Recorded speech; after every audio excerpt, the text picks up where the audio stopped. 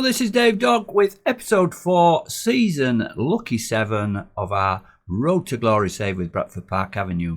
Before we go through the results since the last episode, we're just going to have a look at the financial situation. An overall balance of 318,000, just over 318,000 in the red, but it's improving. That was up to 340 not so long ago. We've made a profit of 66,000 so far, and last season we made nearly 41,000 loss. The crowds are coming up, as we mentioned. We're getting like 800 to 900 now in the home crowds. The wage bill is slightly down from last season, so we're actually making money. Because it's dropped below a certain level, the takeover news has subsided. It doesn't look like we're going to have a takeover if we carry on as we are, actually making some money. So let's have a look where we've been then since the last episode, when we showed you our first defeat of the season to Lowestoft away. So we went down to Lowestoft 1-0, that goal in added time of the first half. Aidan Lake header at the far post. The next game, as we'd mentioned, we've got the game on the Tuesday after, and we slightly held back some players for Kings Lynn at home. We won 1-0. So not a lot of goals being scored or conceded, and it was our young player, under 21 international Benjamin Solberg, who got the winning goal on 76 minutes, and also the man of the match at 9.3. Let's have a look at the details of this game. 19 shots, 7 on target, 2.6 XG, but we only got the one goal. We should have done better than that.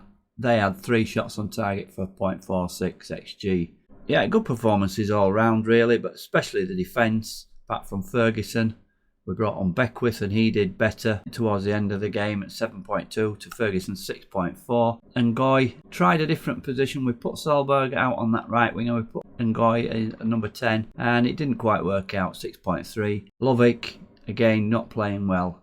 But Donaghy up front, we found his position, that's where he wants to play. We're just using Solberg out on the wing. He is good in the air. We're just going to watch it with those two. On to the next game then, which was Kettering away, a 2-1 win. 10 shots, 4 on target for Kettering, 6 shots, 4 on target for us.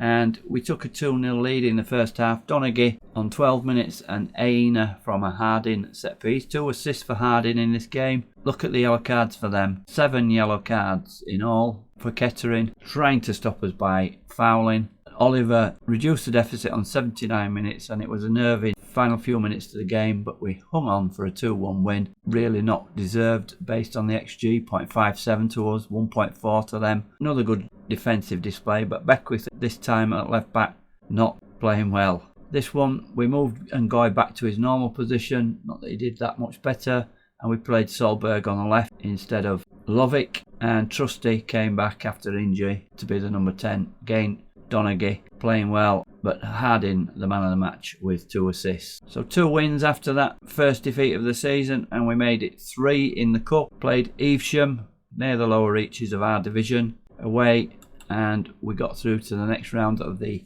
FA Trophy. Not much in this game regards shots on target, 4 each, 1.72 XG for us and 0.40, so fairly representative of the chances created. We won 2-1. Trusty though, again, has picked up an injury. We had to sub him. 1-0. They took the lead from a free kick, a fantastic free kick from outside the box. We got into them at half time and said, this is not on. Let's play like we're the top of the league against the bottom of the league. Donaghy from Solberg's assist on 51. And the winner come in 8 minutes from time. It looking like a replay. But Ngoy scored a rare goal for him. He's more of an assister. But Lovick on a sub created the goal for Ngoy. And we won the game 2-1 and went into the next round. Both Solberg and Ngoy playing well.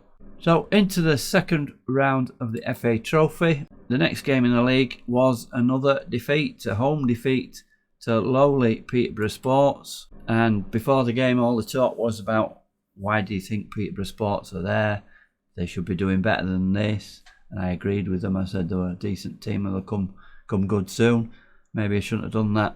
Poor performance attacking wise from us. Only 2 shots on target, 0.45 XG. They weren't much better. But they got the goal through Frederick on 58 minutes. And that was the winning goal. And Ngoy injured, and Solberg had a goal ruled out. Replay said It was offside, but didn't look like it to me. Should have been a goal. Poor performance. We changed the formation here. Tried the 2 forwards up front. Pushed Solberg up with Donaghy.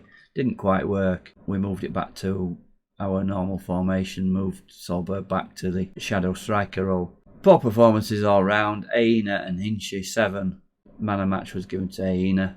We can't have performances like this. And a second defeat. 1-0, and we're really having problems scoring. And we come into today's game against Fylde. They are 8th, just outside the playoffs. And then we've got Chester at home on the Tuesday afterwards. Chester 4th. So let's have a look at the table. And we're still top, 6 points clear of Matlock. We've still got a little cushion, but the worrying thing about it for me is that we're not scoring goals. And we've done something about this. So all season we've been looking for a striker and a midfielder, and we've got contracts agreed with 2 of them. That doesn't mean to say we're going to get them. We've got Isaac Fletcher, 26-year-old centre midfielder, can play anywhere down the centre of the field, also as a striker. 6'4", and current ability 4.5. So certainly looks like a decent player. Passing 11, off the ball 11, vision 12, and if we look at his traits, plays 1-2s, dictates the tempo and likes to switch the ball to wide areas. This is what we need, someone who can create openings. Hinchy does it now and again, but we need 2 midfielders in there. And the other one is a striker, Jaden Wareham, formerly of arch rivals Guiseley. He's a free agent. If you look at his playing record, he's scored goals at this level. Guiseley 4 in 10, 22 in 46, 19 in 44, and he's been released by Guiseley. They've gone up to National League, so they don't think he's good enough for that level. We've gone in for him. It's a bit of a punt, but with that goal scoring record, there's every chance that he could at least challenge for our striking positions. He wanted to be a star player, but I knocked him back to be a squad player. I always try to get squad players so they don't get upset if they don't get game time. We'll have to see what happens with those 2. If we can sign those 2, we'll be in a really strong position. We're going to have to let some of the younger players go out on loan, but 25 and 26 years old at the peak of their footballing career, they should be. Isaac Fletcher and Jaden Wareham, watch this space. So on to today's game. Let's have a look at the team for the game away to Fylde. So a slight change. Trusty is again injured, out for another 7 days, and we're going with Williams as the attacking midfielder. He has been sounding off that he's not getting that position. That's where he wants to play, and he's been played as a Mazzala when he's come on. He's only down as a squad player, but he's saying he's not playing in the right position, so we're going to give him a chance there. Lovick's dropped to the bench. He's not been playing well. Could be seeing the end of Lovick as a regular first teamer, although he is our skipper. The team is Macaulay in goal, the usual defence of Harding at right back, Aina and Sams in the centre, Beckwith the left back, Fielding playing as a deep line playmaker in front with Hinchy. Donaghy continues up front with Ngoy, Williams and Salberg in support. We're playing away, so we're going in cautious to start with. That seems to have worked in these away games. On the bench then we've got Connor Ferguson, Sam Shearing, Harry Lovick, Conrad Porrett and Callum Stead has returned to fitness. He's been taking his place on the bench recently, backing up Donaghy. So let's get into the game then. So here we are in the dressing room for the pre-match team talk. Already before I've said anything, Fielding and Sams are motivated. Everybody else is composed. We're not going to go with Gianluca Haven's suggestion of the pressure is all on them. So what do we have to lose? Go out and cause an upset? I wouldn't think it'd be a massive upset for us to win. I'm going to go for the bottom one. Everyone expects us to lose here, so prove them wrong. There's no real pressure on us. And we're going to point finger and say that. Oh, and that's lovely. Pressure lifted. So that's a good pre-match team talk. So let's get into the match and see how Fylde are lining up. They're 4-2-3-1. Pretty standard formation for most teams these days. Us with our normal formation, we've dispensed with the 2 up front, and Williams is playing as the shadow striker today, or attacking midfielder as he wants to play. So Fylde just outside the playoffs, and we are 6 points clear at the top. Let's skip that and get into the game.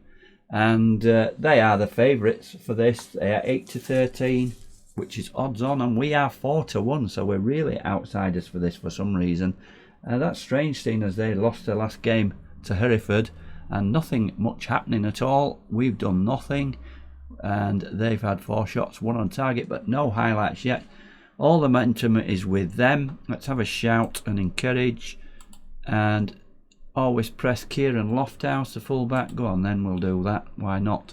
And it looks like it's going to be, we've had a shot on target, but here we have a highlight, and it's fouled with the ball. Kensdale, their centre back, and they're playing it around at the back. Is it going to be a long through ball? Look at this marking at the back here. There, Thomas in between our centre backs, and here he goes. And oh, he's missed. What a chance that was.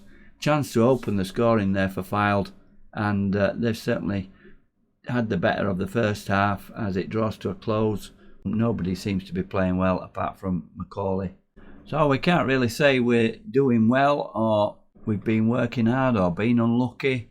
Look at the marks there, 6.4, 6.5, 6.5, 6.5. Macaulay and Fielding really are the only players that are showing anything. We simply have to be better in front of the goal. This isn't good enough, absolutely unacceptable. I'm going to go for that. It could backfire on me, that. I say hands in pockets. Yep, that's motivated everybody except Beckwith. Let's just have a word with Beckwith. We don't want him sending off.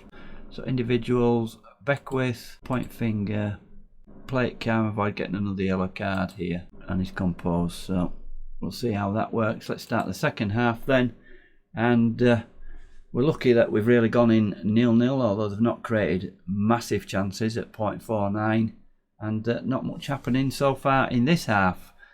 Really boring defensive game. Well, can't see defensive, we haven't got really good marks. And here we have a highlight. Macaulay with the short ball out to Sams. Sams plays it across to Aina. Don't mess up here. Macaulay to Sams. We're just playing around in our own penalty area. Beckwith. Someone's going to belt this forward. Yep, I knew it. And that's going to nobody but their keeper. Why do we play balls like that?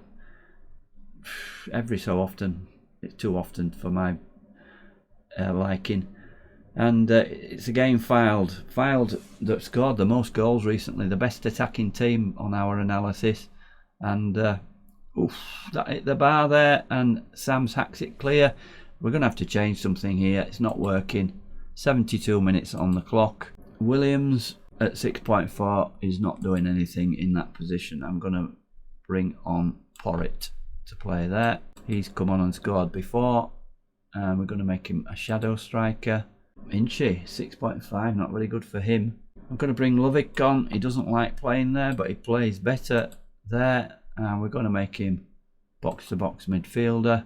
Just those two for the minute. I could bring Stead on for Ngoy, and Salberg's not playing well. Let's make it a triple change. We're going to bring Salberg over here.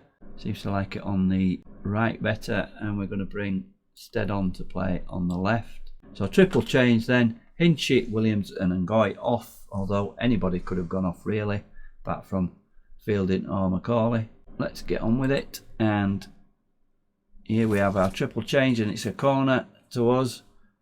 What's happening here? Oh, that's one of the players that's been subbed. We don't see the corner. Great stuff. We've had more shots on target than them, but we haven't seen much of our attacking play, and this is a corner to them. Worrying. Briggs with the corner, knocks it in, but Donaghy back defending clears that one, but it's still Fylde.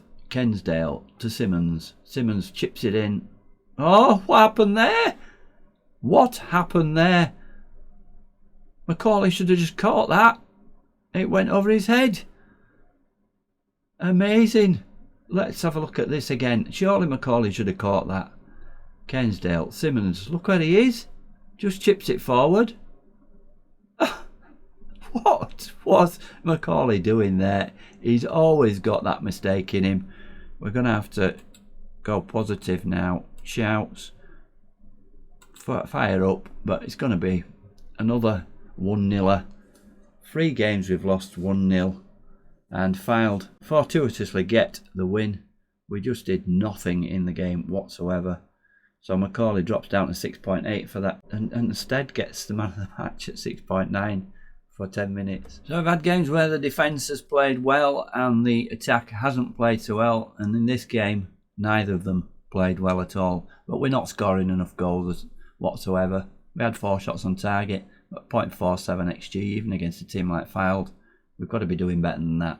I hope we can get these 2 players in and shake things up a little bit, because we're in a really poor run at the moment. Dressing room, I don't like what I just saw from this team. Let's point the finger, and that's motivated them and inspired. We're still top, obviously, but the lead now cut to 3 points. Fylde move up into the playoffs.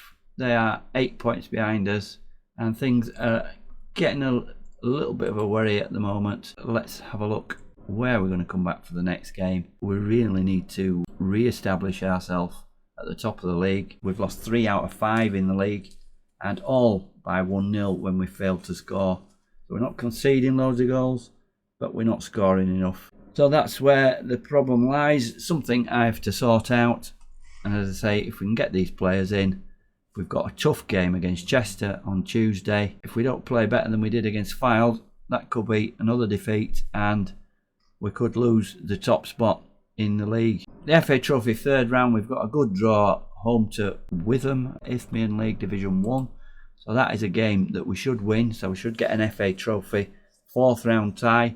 We might come back for that, or Southport at home. So I hope you've enjoyed this one. Please leave a like and subscribe if you've not already done so. Any comments, please leave them. I'll interact with anybody that leaves comments. And again, thanks for watching, and it's goodbye for now.